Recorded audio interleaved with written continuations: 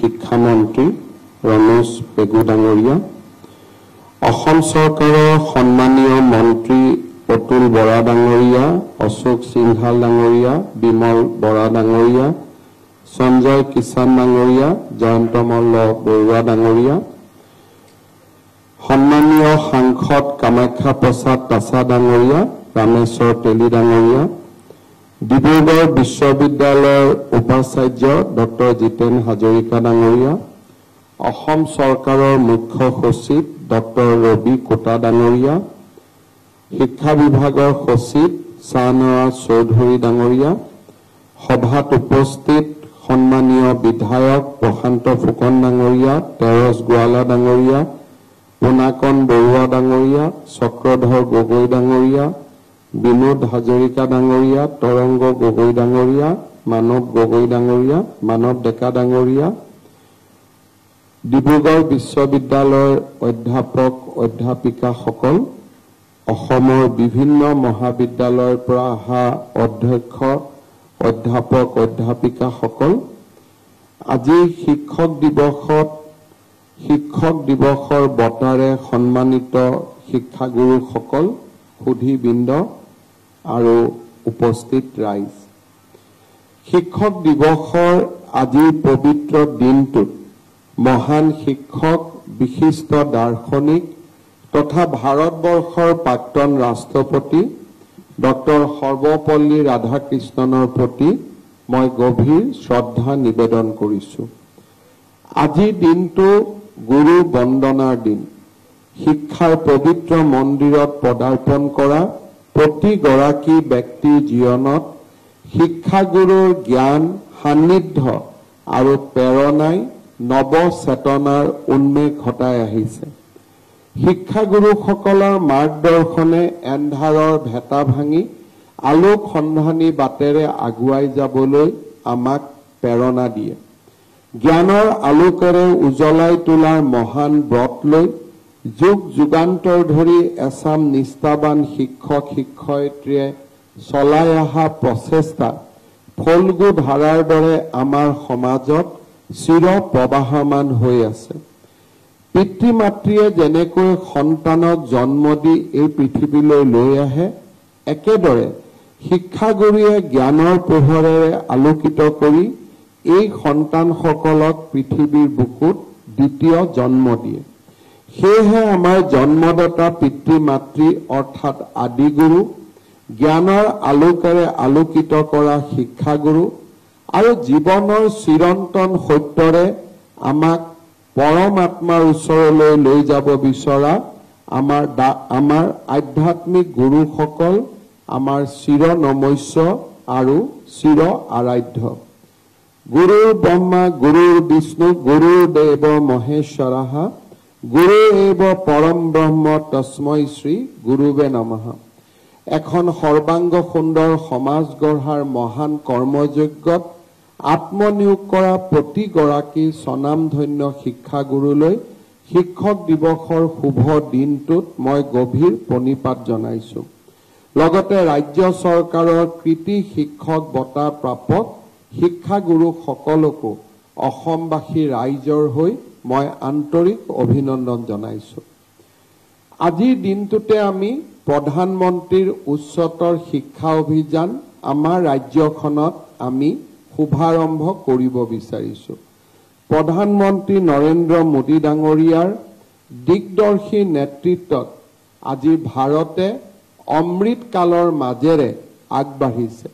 2047 চনত ভাৰতক এখন বিকশিত ৰাষ্ট্ৰলৈ পৰিণত কৰাৰ বাবে তেখেতৰ প্ৰচেষ্টাত শিক্ষা আৰু শৈক্ষিক জগত এক মূল স্তম্ভ হিচাপে পৰিগণিত হৈছে। ৰাষ্ট্ৰীয় শিক্ষানীতিৰ ক্ৰমান্বয়ে কৰি অহা প্ৰয়োগে আমাৰ সমগ্ৰ দেশতে শিক্ষাৰ ক্ষেত্ৰত এক ইতিবাচক প্ৰভাৱ পেলাবলৈ আৰম্ভ কৰিছে। ভাৰতবৰ্ষ ইনোভেশ্যন আৰু জ্ঞানৰ এটা নতুন কেন্দ্ৰলৈ ৰূপান্তৰিত হ'ব ধৰিছে। এনে সময়তে প্ৰধানমন্ত্ৰীৰ উচ্চতৰ শিক্ষা অভিযানে আমাৰ দেশ আৰু আমাৰ ৰাজ্যৰ উচ্চ শিক্ষা জগতত এক নৱজাগৰণৰ সৃষ্টি কৰিব। আজি মই গৌৰৱ অনুভৱ কৰোঁ যে বহুমুখী শিক্ষা আৰু গৱেষণা বিশ্ববিদ্যালয়ৰ অধীনত প্ৰধানমন্ত্ৰী উচ্চতৰ শিক্ষা অভিযানত ডিব্ৰুগড় বিশ্ববিদ্যালয়ে এইবাৰ 100 কোটি টকা ভাৰত চৰকাৰৰ পৰা লাভ কৰিবলৈ সক্ষম হৈছে। লিংগ সমতা আৰু অন্তৰ্ভুক্তি পদক্ষেপৰ অধীনত উচ্চ শিক্ষাসমূহৰ বাবে জিলা ভিত্তিক মুঠ 20 কোটি টকা পুঁজি আবণ্টন দিয়া হৈছে।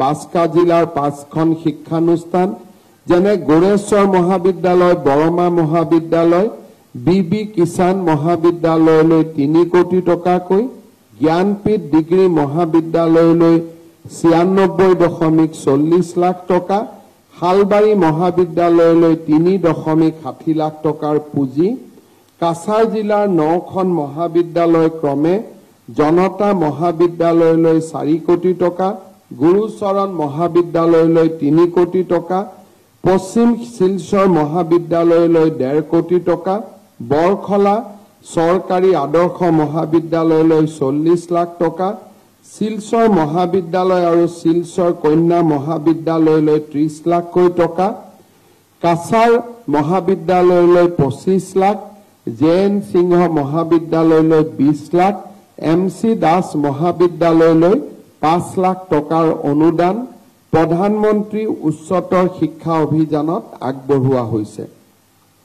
মহাবিদ্যালয়ৰ সৰলীকৰণ অনুদানৰ সহায়ত ৰাজ্যৰ 14খন প্ৰাদেশিকৃত মহাবিদ্যালয়ত প্ৰায় 70 কোটি টকাৰ পুঁজি আবণ্টন দিয়া হৈছে। শ্ৰীমন্ত শংকৰ মাধৱ মহাবিদ্যালয়, কেচি দাস বাণিজ্য মহাবিদ্যালয়, মঙলদৈ মহাবিদ্যালয়, কন্যা মহাবিদ্যালয়, RK নগৰ মহাবিদ্যালয়, সাপেখাতী মহাবিদ্যালয়, SK ৰয় মহাবিদ্যালয়, লখিমপুৰ বাণিজ্য মহাবিদ্যালয়, বৰপথাৰ মহাবিদ্যালয়, ধেমাজি ছোৱালী মহাবিদ্যালয়, লক্ষীপুৰ মহাবিদ্যালয়, মানৱেন্দ্ৰ শৰ্মা মহাবিদ্যালয় আৰু থং নগবে মহাবিদ্যালয়লৈ 5 কোটি টকাকৈ আৰু বামুণ্ডি মহাবিদ্যালয়লৈ 4.95 কোটি টকাৰ পুঁজি আবণ্টন দিয়া হৈছে। বিশ্ববিদ্যালয় অনুদান আয়োগৰ সহায়ত কটন আৰু বড়োলেণ্ড বিশ্ববিদ্যালয়লৈ 20 কোটিকৈ সৰ্বমুঠ 40 কোটি টকাৰ পুঁজিৰ আবণ্টন দিয়া হৈছে। এই পুঁজিৰ সৎ ব্যৱহাৰ আমি যদি নিশ্চয়তা কৰিব পাৰো বা নিশ্চিত কৰিব পাৰো তেনেহলে অনাগত দিনত অসমৰ আৰু বহু মহাবিদ্যালয়লৈ আমি প্ৰধানমন্ত্ৰী উচ্চতৰ শিক্ষা অভিযানৰ পৰা অনুদান আনিবলৈ সক্ষম হ'ম। মই আজি যিসকল শিক্ষানুষ্ঠান ডিব্ৰুগড় বিশ্ববিদ্যালয়ৰ পৰা আদি কৰি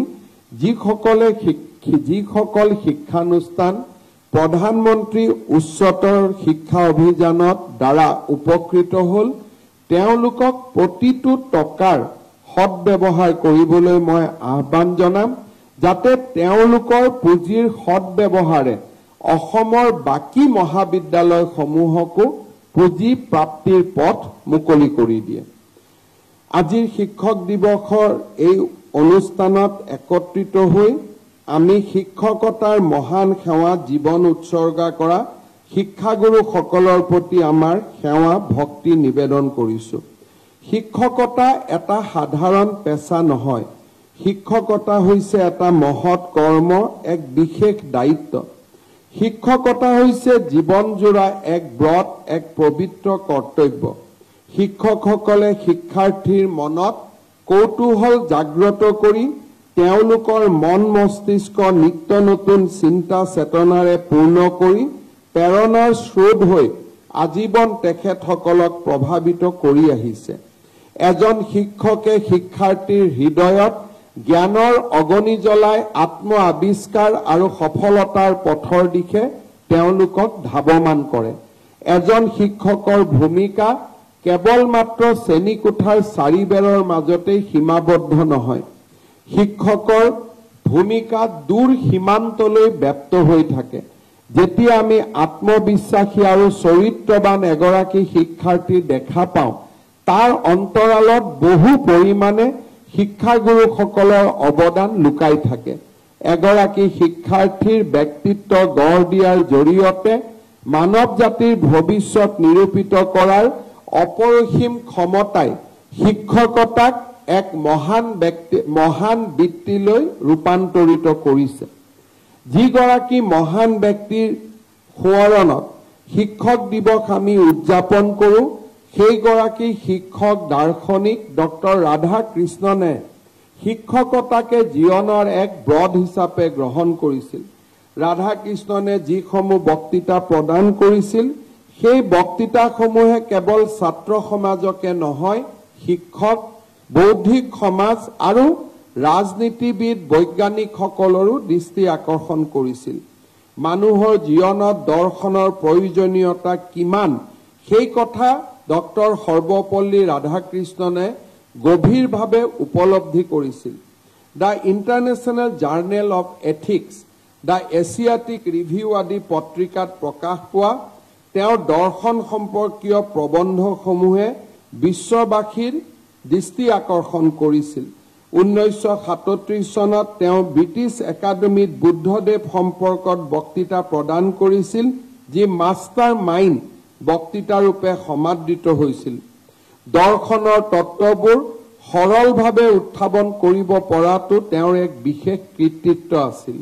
বেদান্তৰ ওপৰত আৰু উপনিষদৰ ওপৰত তেখেতৰ সাৰগৰ্ভ লেখনি, বক্তব্য আৰু গভীৰ জ্ঞানে ভাৰতৰ সনাতন সংস্কৃতিৰ তেওঁক এক প্ৰতিভূলৈ ৰূপান্তৰিত কৰিছিল।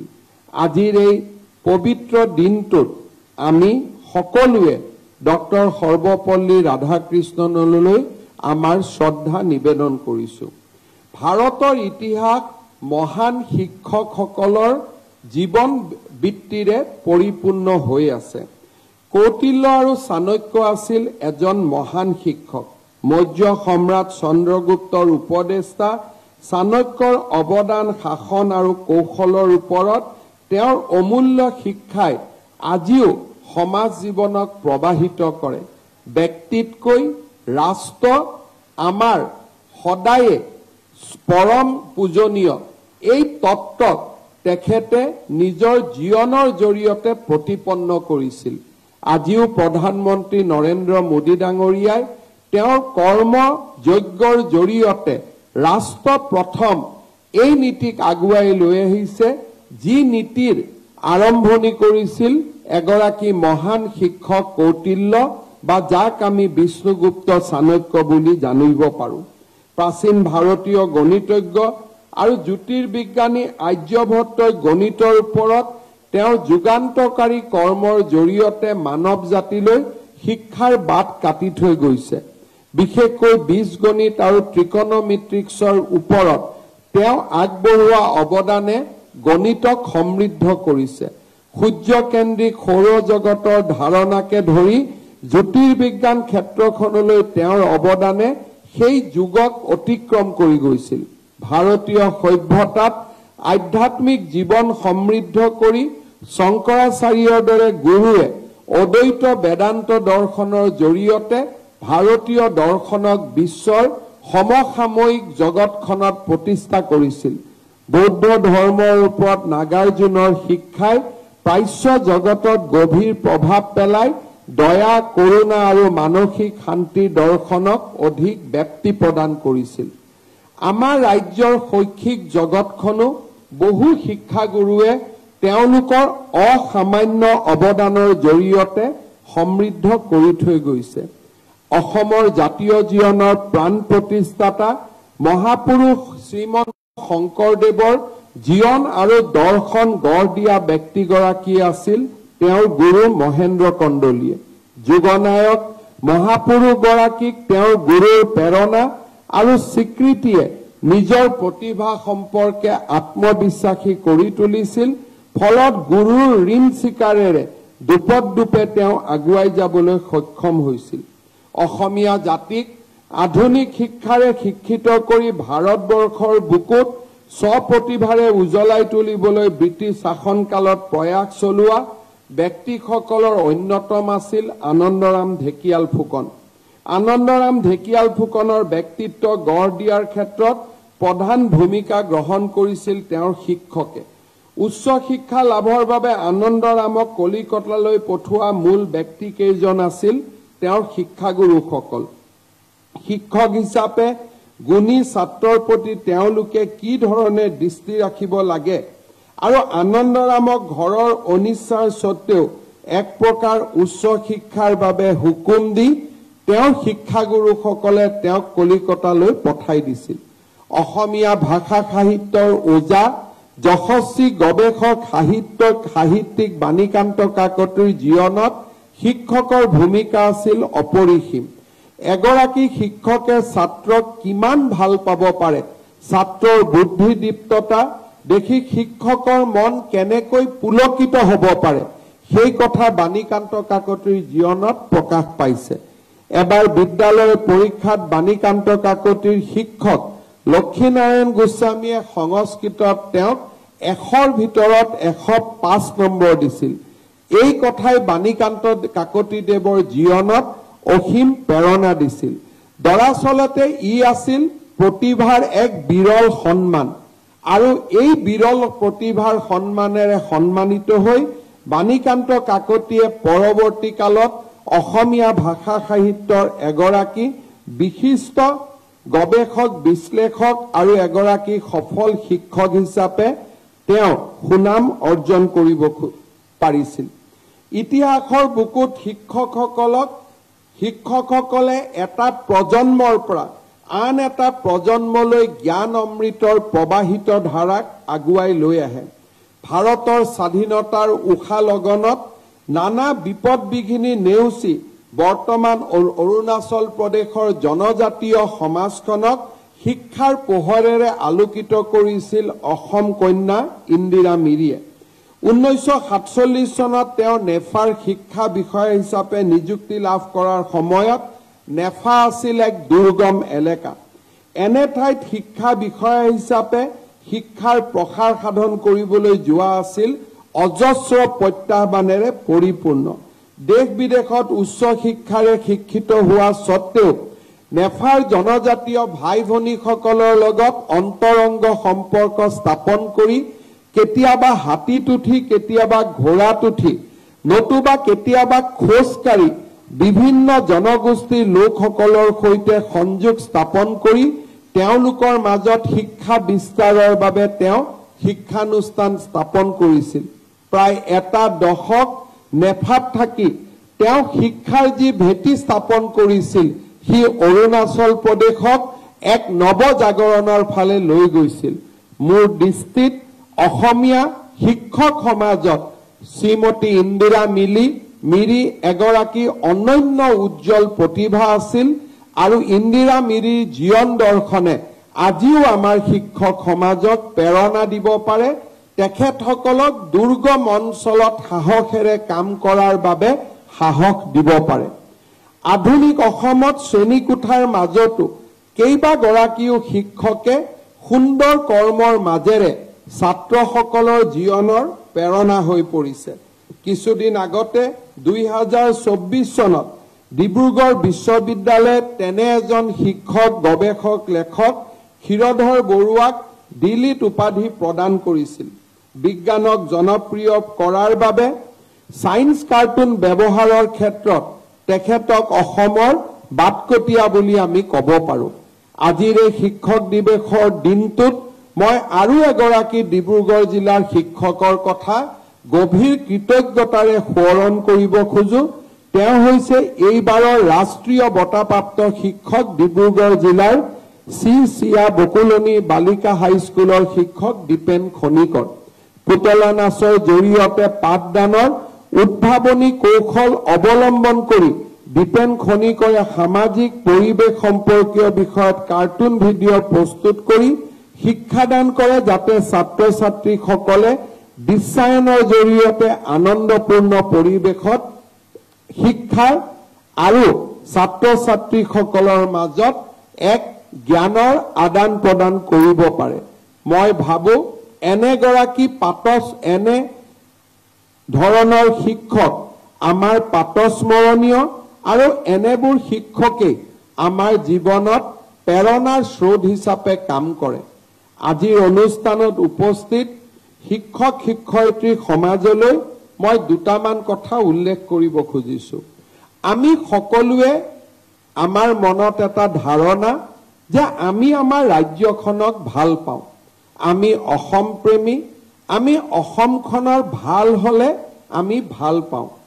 কিন্তু আমাৰ সন্মুখত সমস্যাটো হ'ল যে আমি বিচাৰো যে আমাৰ ৰাজ্যখনৰ ভাল কোনোবাই কৰি দিয়ক আৰু তেওঁক আমি ধন্যবাদ জনাম, কৃতজ্ঞতা জনাম। কিন্তু সেই কোনোবাজন কোন? সেই কোনোবাজনৰ কোনো সংজ্ঞা আমাৰ ওচৰত নাই। সেই কোনোবাজন যদি আমি বিচাৰি যাওঁ, সেই কোনোবাজন হ'ল আমি নিজেই। আমি যদি আমাৰ ৰাজ্যখনক ভাল পাওঁ, আমি যদি নিজক ভাবো যে এই অসমৰ আমি সন্তান, তেতিয়াহ'লে আমাৰ নিজৰ জীৱনত আমি যদি সিদ্ধান্ত লওঁ যে আমাৰ ৰাজ্যখনক আমি সুজলা আৰু সুফলা কৰি তুলিম, তেতিয়াহ'লে সেই জনক আমি বিচাৰিব নালাগে, আমি নিজেই সেইজন হৈ পৰিব পাৰোঁ। অসমৰ শিক্ষক সমাজ, অসমৰ চিকিৎসক সমাজ, অসমৰ ৰাজনীতি কৰা ব্যক্তিসকল, অসমৰ ব্যুৰক্ৰেটসকল, অসমৰ কৰ্মচাৰীসকল প্ৰতিটো দিন যদি কাৰ্যালয়ত প্ৰৱেশ কৰে যে মই অসম মাতৃৰ এজন গৌৰৱান্বিত সন্তান আৰু আজিৰ দিনটোত মই কাৰ্যালয়ত বহি মই মাত্ৰ মোৰ ৰাজ্যখনক সেৱা কৰিম, তেনে এখন ৰাজ্যক বিকাশৰ ফালে আগবাঢ়ি যোৱাত কোনেও বাধা দিব নোৱাৰে। কিন্তু আমি যেতিয়া ভাবিম ৰাতিপুৱা আমি শিক্ষানুষ্ঠানত আহিম, আমি দেৰিকৈ আহিম, সোনকালে যাম আৰু ৰাতিপুৱা বাতৰি কাকতখন পঢ়ি আন 10 জনক সমালোচনা কৰিম, আমি ৰাতিপুৱা নিজৰ কাৰ্যালয়ত হাজাৰটা ফাইল আমি বন্ধ কৰি থৈ দিম, আমি ফাইল নাচাম আৰু ৰাতিপুৱা ঘৰত টিভি চাই আন এজনক আমি সমালোচনা কৰিম, তেনে এটা জাতি কেতিয়াও আগুৱাই যাব নোৱাৰে। আমি প্ৰত্যেকেই জানো যে মহাসাগৰে সৃষ্টি কৰা নাই, নদীবিলাক গৈ গৈ মহাসাগৰ সৃষ্টি কৰে। নদীবিলাকে নিজে সৃষ্টি হ'ব নোৱাৰে, উপনদীবিলাকে গৈ গৈ নদীৰ সৃষ্টি কৰে।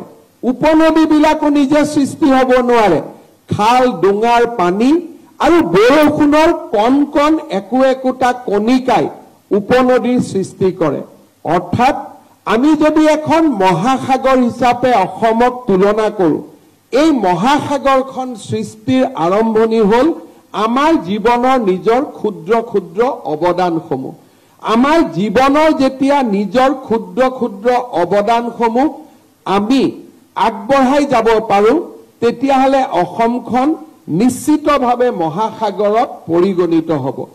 আজি আমাৰ সমাজৰ যিটো ধাৰণা যে মই বৰঙণি আগ নবঢ়াওঁ, মই মোৰ পৰিয়ালক লৈ ব্যস্ত থাকিম, মই মোৰ জীৱনত প্ৰতিটো কাম কৰিম যি কামে মোৰ দেশক সমৃদ্ধ নকৰে, কিন্তু মই আনৰ পৰা আশা কৰিম যে মোৰ দেশখন সমৃদ্ধ হওক, তেনে এক ব্যৱস্থাৰে আমাৰ জাতীয় জীৱন কেতিয়াও আগবাঢ়ি যাব নোৱাৰে। যদি কৌটিল্য আৰু চাণক্যই নিজে ৰজা হোৱাৰ কল্পনা কৰিলেহেঁতেন, চন্দ্ৰগুপ্ত মৌৰ্যৰ কেতিয়াও সৃষ্টি হ'ব নোৱাৰিলেহেঁতেন। অৰ্থাৎ আমি যেতিয়া আশা কৰোঁ যে মোৰ জীৱনত মোৰ দায়িত্ব পোৱা কামখিনি মই নিষ্ঠাৰে আৰু সততাৰে সৈতে পালন কৰিম, সেই সৰু সৰু কৰ্মযজ্ঞই একোখন মহাসাগৰ সৃষ্টি কৰিব পাৰে। আমাৰ শিক্ষানুষ্ঠানলৈ পঢ়িবলৈ অহা ছাত্ৰ ছাত্ৰীসকলৰ মনত আমি যেতিয়াই সদাচাৰ, সৎগুণ আৰু সৎ পথৰ আমি বীজ ৰোপণ কৰিম, সমাজ নিজে নিজে সুন্দৰ হ'ব, সমাজ নিজে নিজে মহীয়ান হ'ব। আমাৰ ছাত্ৰ ছাত্ৰীসকলৰ প্ৰতি আমাৰ দায়িত্ব আমি যেতিয়াই নিষ্ঠাৰে সৈতে পালন কৰিম, তেতিয়াই আমাৰ সমাজখন সৰ্বাংগ আৰু সুন্দৰ হ'ব। ৰাজ্যৰ শিক্ষামন্ত্ৰীৰ বহুদিন দায়িত্ব পালন কৰাৰ মোৰ সৌভাগ্য হৈছিল। মই এই সময়ছোৱাত দুই ধৰণৰ শিক্ষক জীৱনত লগ পাইছিলোঁ। এছাম শিক্ষক যোনে শিক্ষকক তেওঁলোকৰ জীৱিকা নিৰ্বাহনৰ এক ব্যৱস্থা হিচাপে গ্ৰহণ কৰিছে যে শিক্ষকতা মোৰ বাবে এটা চাকৰি, আন 10 জনে যেতিয়া যেনেকৈ চাকৰি কৰে তেনেকৈ মই চাকৰি কৰিম। আন এচাম শিক্ষক সমাজক লগ পোৱাৰ মোৰ সৌভাগ্য হৈছিল, যোনে শিক্ষকতাক চাকৰিৰ পৰা ওপৰলৈ লৈ গৈ তেওঁলোকে শিক্ষকতাক নিজৰ জীৱনৰ ব্ৰড হিচাপে গ্ৰহণ কৰিছিল। এটা সময়লৈকেও তেওঁলোকে অনুভৱ নকৰিছিল যে আমি চৰকাৰৰ অধীনত চাকৰি কৰো। তেওঁলোকে প্ৰতিটো দিনেই তেওঁলোকে মনত এটা ধাৰণাৰ সৃষ্টি কৰিছিল যে আমি এটা মানৱ সভ্যতা আমাৰ ছাত্ৰ ছাত্ৰীসকলক জ্ঞানৰ আলোকেৰে আলোকিত কৰি আমি সমাজলৈ বৰঙণি আগবঢ়াম। এই দুইটা শিক্ষকৰ মাজত ৰিকনচিলিয়েশ্যন বহুত সময়ত সম্ভৱ নহয়। আৰু যিসকল প্ৰকৃত শিক্ষক তেওঁলোকে শিক্ষকতাক ঢাল আৰু তৰোৱাল হিচাপে ব্যৱহাৰ নকৰে, কিন্তু যিসকলে শিক্ষকতা নকৰে চাকৰি কৰে তেওঁলোকে শিক্ষকতাক ঢাল আৰু তৰোৱাল হিচাপে ব্যৱহাৰ কৰে। মই ভাবো যে ঢাল আৰু তৰোৱাল হিচাপে ব্যৱহাৰ কৰা শিক্ষকতাই আমাৰ সমাজ জীৱনত আগবঢ়াই লৈ যাব নোৱাৰে। আমি সেইসকল শিক্ষকৰ পৰা শিকিব লাগে যিসকল শিক্ষকে শিক্ষকতাক এক পবিত্ৰ ব্ৰড হিচাপে জীৱনত গ্ৰহণ কৰিছে, এক সমাজক জ্ঞানৰ আলোকেৰে আলোকিত কৰাৰ ব্ৰড হিচাপে গ্ৰহণ কৰিছে। 5 ছেপ্টেম্বৰৰ শিক্ষক দিৱসত আমি সকলো শিক্ষকক শ্ৰদ্ধা জনাবলৈ সমবেত নহওঁ। আমি সেইসকল শিক্ষকক শ্ৰদ্ধা জনাবলৈ সমবেত হওঁ যিসকলে শিক্ষকতাক এক স্বৰ্গীয় অনুভূতিলৈ লৈ গৈছে, যিসকলে শিক্ষকতাক এক সামাজিক দায়বদ্ধতাৰ প্ৰতীক হিচাপে গ্ৰহণ কৰিছে, যিসকলে শিক্ষকতাক এক মহান ব্ৰতলৈ ৰূপান্তৰ কৰিছে, যিসকলে শিক্ষকতাক ভাৰতীয় সভ্যতাৰ প্ৰবাহমান গতিটোক ফল্গু ধাৰাৰে আগুৱাই লৈ যোৱাৰ জীৱনৰ কৰ্তব্য হিচাপে গ্ৰহণ কৰিছে। আজি আমাৰ কেন্দ্ৰীয় শিক্ষক দিৱসৰ অনুষ্ঠানত থিয় হৈ মই শিক্ষকতাক মহান কৰ্তব্য হিচাপে গ্ৰহণ কৰা প্ৰতিগৰাকী শিক্ষকলৈ মই মোৰ হিয়া ভৰা শ্ৰদ্ধা নিবেদন কৰিছো। যিসকলে শিক্ষকতাক ঢাল আৰু তৰোৱাল হিচাপে ব্যৱহাৰ কৰে তেওঁলোকক মই অনুৰোধ কৰিম যে ছাত্ৰ সমাজ আজি শিক্ষাৰ বাবে আগ্ৰহী। আমাৰ চৰকাৰী শিক্ষানুষ্ঠানসমূহত সেইসমূহ ছাত্ৰ আহে যিসমূহে ব্যক্তিগত শিক্ষানুষ্ঠানলৈ যাব নোৱাৰে।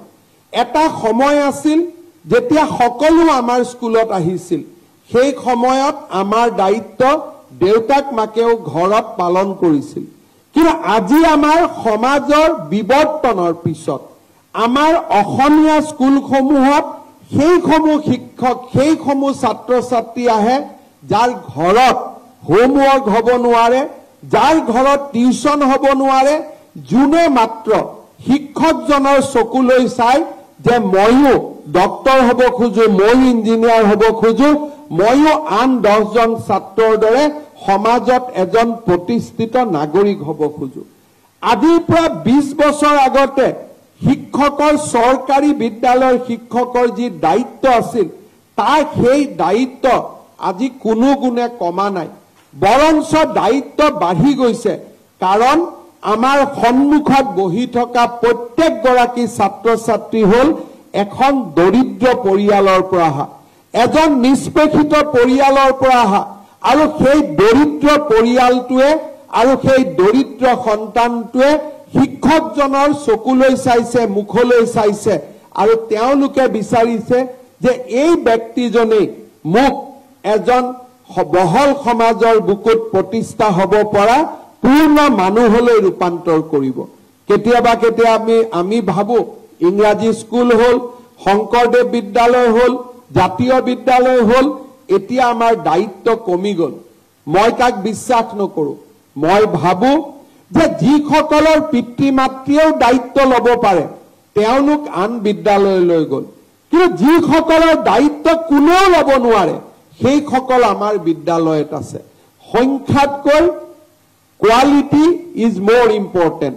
আজি সংখ্যা আমাৰ বিদ্যালয়ত কিমান আছে সি বহু পৰিমাণে মানদণ্ড নিৰূপণ নকৰে এটা কথা আমি নিশ্চিত যে আমাৰ প্ৰত্যেকগৰাকী আমাৰ ছাত্ৰ ছাত্ৰী কালি যদি আমি মধ্যাহ্ন আহাৰ নিদিও 50% ছাত্ৰ ছাত্ৰী স্কুললৈ নাহিব কালি যদি আমি ইউনিফৰ্ম নিদিও তেতিয়াহলে 10 জন ছাত্ৰ ছাত্ৰীয়ে পিন্ধিবলৈ একেটা কাপোৰকে পিন্ধি আহিব যি কাপোৰ সময়ত ওলি যাব আৰু আমি যদি তেওঁলোকক বিনামূলীয়া পাঠ্যপুথি নিদিও তেওঁলোকে পঢ়িবৰ কাৰণে কিতাপ এখন কিনিবলৈ বছৰৰ শিক্ষা বৰ্ষ শেষ হৈ যাব কিতাপ কেখন কিনিব নোৱাৰিব আজি তেনে ধৰণৰ ছাত্ৰ ছাত্ৰীৰ দায়িত্ব অসমৰ শিক্ষক সমাজৰ ওপৰত ন্যস্ত হৈছে আগত আছিলে যে পিতৃ মাতৃয়েও ঘৰত পঢ়ায় পিতৃ মাতৃয়ে জলপান খুৱাই স্কুললৈ পঠায় পিতৃ মাতৃয়ে কাপোৰ খাজু কিনি দিব পাৰে আজি আমাৰ বিদ্যালয়ত তেনেকুৱা বিলাসিকতা নাই চৰকাৰে যদি সহায় নকৰে এই বিদ্যালয়সমূহৰ পৰা ষ্টুডেন্ট নোহোৱা হৈ যাব আজি আমি দেখা পাওঁ ডিব্ৰুগড় তিনিচুকীয়াৰ দৰে জিলাত ক্লাছ 8ৰ পৰা স্কুলত ছাত্ৰ ছাত্ৰী নোহোৱা হ'ব আৰম্ভ কৰে আজি আমাৰ প্ৰথম প্ৰাথমিক বিদ্যালয়ত যিমান ষ্টুডেন্ট ডিব্ৰুগড় তিনিচুকীয়া জিলাত এডমিশন লয় তাতকৈ আধা সেকেন্ডাৰী স্কুলত ড্ৰপ আউট হয় বহুতৰ মনত এটা ধাৰণা আছে যে ডিব্ৰুগড় আৰু তিনিচুকীয়া জিলাতে আটাইতকৈ শিক্ষাৰ পোহৰ পৰে মানুহৰ মনত ধাৰণা আছে যে আটাইতকৈ সমৃদ্ধ জিলা ডিব্ৰুগড় আৰু তিনিচুকীয়া জিলা কিন্তু যেতিয়া আমি পৰিসংখ্যা চাওঁ সেই সত্যৰ আন এটা স্বৰূপ আমি দেখা পাওঁ যোৱা কেইদিনমান আগতে আমাৰ ডিসি কনফাৰেন্সত আমি দেখা পাইছিলো যে সেকেন্ডাৰী প্ৰাথমিক বিদ্যালয়ৰ পৰা সেকেন্ডাৰী স্কুললৈ যোৱাৰ পিছত আটাইতকৈ অসমৰ ভিতৰতে ড্ৰপ আউট বেছি তিনিচুকীয়া আৰু ডিব্ৰুগড় জিলাত তাৰ কাৰণ কি কাৰণ সমাজ দুখন সমাজত বিভক্ত এখন সমাজ যদি আধ্যবন্ত জ্ঞানবন্ত বিদ্যাৰে পৰিপূৰ্ণ আন এখন সমাজ আছে যি চাহ বাগিচাত কাম কৰে যি ইয়াৰ লগত জড়িত উৎপাদনৰ লগত জড়িত বিভিন্ন কামত শ্ৰমিক হিচাপে কাম কৰে এই সকলৰ সন্তানে অষ্টম মান শ্ৰেণী নৱম মান শ্ৰেণীৰ পৰাই তেওঁলোকে লাহে লাহে বিদ্যালয়ৰ পৰা আঁতৰি যাবলৈ আৰম্ভ কৰে কোনোবা অৰুণাচল প্ৰদেশলৈ যায় কোনোবা ভাৰতৰ আন প্ৰদেশসমূহলৈ যায় আজি তিনিচুকীয়া আৰু ডিব্ৰুগড় জিলাত মাইগ্ৰেশ্যন আটাইতকৈ অসমৰ ভিতৰতে বেছি বুলি ক'লে ভুল কৰা নহব তেনেকুৱা এটা সময়ত মই ভাবো যে অসমৰ আটাইতকৈ আগবঢ়া জিলা বুলি প্ৰতিষ্ঠিত ডিব্ৰুগড় আৰু তিনিচুকীয়া জিলাই শিক্ষাৰ যদি এনেকুৱা এটা পৰিবেশ আমাৰ সন্মুখত দাঙি ধৰে তেতিয়ালে আন জিলাসমূহত ডিমা হাছাও পশ্চিম কাৰ্বি আলঙত আমি কিমান কাম কৰিবলগীয়া আছে ই আমাৰ প্ৰত্যাহ্বানৰ এটা স্বৰূপ দিয়ে স্কুলত যদি ক্লাছ 7ত প্ৰাথমিক বিদ্যালয় পৰ্যায়ত আমি যদি সন্তানটোৰ মনত এটা যদি জ্ঞান পিপাসু মনৰ সৃষ্টি কৰিব পাৰো তাক আমি ড্ৰপ আউটৰ পৰা আমি ৰোধ কৰিব পাৰো মই শিক্ষা বিভাগক ইতিমধ্যে অনুৰোধ কৰিছো যে আমাৰ সেকেন্ডাৰী স্কুলত ড্ৰপ আউট ৰোধ কৰিবৰ বাবে আমি কেনেকুৱা ধৰণৰ ব্যৱস্থা অনাগত দিনত গ্ৰহণ কৰিব লাগে তাৰ বিষয়ে কৰ্মসূচী এখন প্ৰস্তুত কৰা কাৰণ যিখন ৰাজ্যত লৰা ছোৱালীয়ে উচ্চ মাধ্যমিক পৰ্যায়ত ড্ৰপ আউট হয় সেইখন ৰাজ্য কেতিয়াও বিকশিত ৰাজ্যলৈ পৰিণত হ'ব নোৱাৰে মই বিশ্বাস কৰো যে আমাৰ শিক্ষক সমাজ আৰু প্ৰশাসকসকল সকলোৱে মিলি এনেকুৱা এটা পৰিবেশ সৃষ্টি কৰিব যে যিমান সন্তান জন্ম হয় সিমান সন্তানে প্ৰাথমিক বিদ্যালয়ত পঢ়িব সিমান সন্তানে মেট্ৰিক পৰীক্ষা দিব সিমান সন্তানে উচ্চতৰ মাধ্যমিক পৰীক্ষা দিব আৰু ইয়াত যেতিয়া আমি ড্ৰপ আউট ৰোধ কৰিব পাৰিম তেতিয়াহে আমি অসমৰ শিক্ষা জগতখনক আৰু অসমৰ সমাজখনক আগুৱাই লৈ যাব পাৰিম মই আৰু এটা নিশ্চিতভাৱে বিশ্বাস কৰো যে আমাৰ পাঠ্যপুথি জ্ঞানৰ লগতে উচ্চ মাধ্যমিক পৰ্যায়ৰ পৰাই স্কিলৰ লগত আমাৰ সম্পৰ্ক আৰম্ভ হ'ব লাগে স্কিল বুলি ক'লে হাতুৰি নুবুজায় স্কিল বুলি ক'লে আমাৰ অকল মাত্ৰ গজাল নুবুজায়, স্কিল বুলি ক'লে অকল মাত্ৰ ফাৰ্নিচাৰ নুবুজায়। স্কিল বুলি কোৱাৰ লগে লগে আমাৰ বহুতবিলাক স্কিল আছে যাক আমি স্কুলত একোটা কাৰখানা নিৰ্মাণ নকৰাকৈও সেই স্কিলৰ আমি জ্ঞান দিব পাৰোঁ। মই বিশ্বাস কৰোঁ যে আজি আমাৰ অসমতে কিমানবিলাক স্কিল আমাক প্ৰয়োজন তাৰ যদি এখন আমি সূচী উলিয়াওঁ তেতিয়াহ'লে আমি দেখা পাওঁ যে স্কুলৰ পিছত এঘণ্টা সময় বা স্কুলৰ কেৰিকুলামৰ লগত এঘণ্টা সময় যদি আমি স্কিলৰ ওপৰত কথা পাতোঁ ল'ৰা ছোৱালীৰ মাজত আত্মবিশ্বাস আৰু প্ৰত্যয়েৰে ভৰি পৰিব। আমাৰ বিদ্যালয়ৰ শিক্ষক শিক্ষয়িত্ৰীসকলক আমাৰ পাঠ্যপুথিত আমাৰ স্কিলক উদ্যমিতাক এক অংশ হিচাপে গ্ৰহণ কৰাৰ আজি সময় সমাগত। কাৰণ উদ্যমিতা অবিহনে আমি এজন ছাত্ৰ ছাত্ৰীক নিৰ্মাণ কৰিব নোৱাৰোঁ যি ছাত্ৰ ছাত্ৰীয়ে অতি সোনকালে তেওঁলোকৰ পৰিয়ালটোক যিকোনো ধৰণে সমৰ্থন কৰিবৰ বাবে সমাজৰ বহল বুকুত কাম কৰিবলৈ যাব লাগিব। আজি মই এটা সৰু উদাহৰণ দিছোঁ। ডিব্ৰুগড় বিশ্ববিদ্যালয়ত উচ্চতৰ শিক্ষা অভিযানে 100 কোটি টকা দিছে। আমি 100 কোটি দিম, 200 কোটি টকা। ইয়াত কাম কৰিবৰ কাৰণে যিমানজন মিস্ত্ৰী আহিব আপোনালোকে ধৰি লওক এজনেও মিস্ত্ৰীৰ ওপৰত কতো ট্ৰেইনিং লোৱা নাই, এজনেও মিস্ত্ৰীৰ কাম নাজানে, দেখা কৰি তেওঁলোকে মিস্ত্ৰীৰ কাম কৰিব। এখন টাইলছৰ ওপৰত এখন টাইলছ জাপি দিব, এখন মাৰ্বলৰ ওপৰত আন এখন মাৰ্বল জাপি দিব আৰু 5 বছৰ পিছত যিমানেই ধুনীয়া বিল্ডিং নপতাও কিয় ওপৰৰ পৰা বৰষুণ পৰিবই। তাৰ কাৰণ কি? আপোনালোকে যিমানবিলাক শ্ৰমিক দেখা পায় এই গোটেইবোৰ শ্ৰমিক হৈছে স্কিল নোহোৱা শ্ৰমিক আৰু ঠিকাদাৰসকলে নিজৰ লাভ বঢ়াবৰ কাৰণে এনেকুৱা শ্ৰমিক লৈ আহে যি শ্ৰমিকক কম দামত আনিব পাৰি আৰু সেই শ্ৰমিকৰ কোনো স্কিল নাথাকে। এজন যদি শ্ৰমিকৰ মনৰ মাজত নান্দনিকতা নাথাকে তেওঁ কেতিয়াও নতুন কাম নিৰ্মাণ কৰিব নোৱাৰে। কিছুদিন আগতে ভাৰতবৰ্ষৰ সংসদ ভৱন যেতিয়া উদ্বোধন হৈছিল আমাক ৰাতিপুৱা মাতিছিল সংসদ ভৱনত কাম কৰা শ্ৰমিকসকলৰ লগত কথা পাতিবৰ বাবে। তেওঁলোকৰ জ্ঞানৰ পৰিসৰ দেখি মই মুগ্ধ হৈ গৈছিলোঁ। একোটা পিলাৰৰ মাজত সিংহ আঁকিব, কেনেকে সিংহ বনাব, মাইনুটছ তেওঁলোকে প্ৰতিটো কথাই জানে। কিন্তু আমাৰ ইয়াত যিসকল আমি শ্ৰমিকক লৈ আহোঁ আমি আমাৰ ট্ৰাকখন লৈ ধুবুৰী বৰপেটাত ৰখাই দিম, যাকে পাওঁ তাকে আমি লৈ আহিম আৰু আমি তেওঁলোকক শ্ৰমিক হিচাপে কাম কৰিবলৈ অনুমতি দিম। কাৰণ আমি উদ্যমিতাৰ সৃষ্টি কৰা নাই, আমি ভাল শ্ৰমিকৰ সৃষ্টি কৰা নাই। আৰু একোজন শ্ৰমিকে আজি যেতিয়া তেওঁলোকে শিক্ষা ল'ব 300 টকাৰ পৰিৱৰ্তে 3000 টকা দিনত উপাৰ্জন কৰিব পাৰে। কিন্তু আমি যেহেতু আনস্কিলক স্কিলৰ কাম দিছোঁ আমি 300 টকাতে আমাৰ কামটো আমি সমাধান কৰোঁ। এটা বিল্ডিঙো ভাল নাথাকে, ঘৰত বনোৱা বিল্ডিঙে হওক ৰাজহুৱা বিল্ডিঙে হওক, কোনো বিল্ডিঙে 6-7 বাৰ বনোৱাৰ পিছত ৰিপেয়াৰিং নকৰাকৈ ভাল নাথাকে। এই ধৰণে আমাৰ মাজত বহুত কাম আছে। আমি যদি বিদ্যালয়ৰ শিক্ষাক উদ্যমিতাৰ লগত সম্পৰ্কিত কৰিব পাৰোঁ আমি বহুতবিলাক আগুৱাই যাব পাৰোঁ।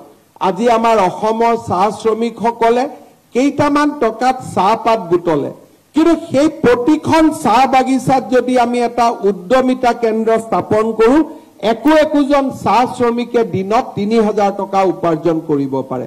কাৰণ আমাৰ ভাৰত যিটো গতিত আগুৱাই গৈছে সেই গতিক এতিয়া আমি না ধৰিব পাৰোঁ না আমি চিন্তা কৰিব পাৰোঁ।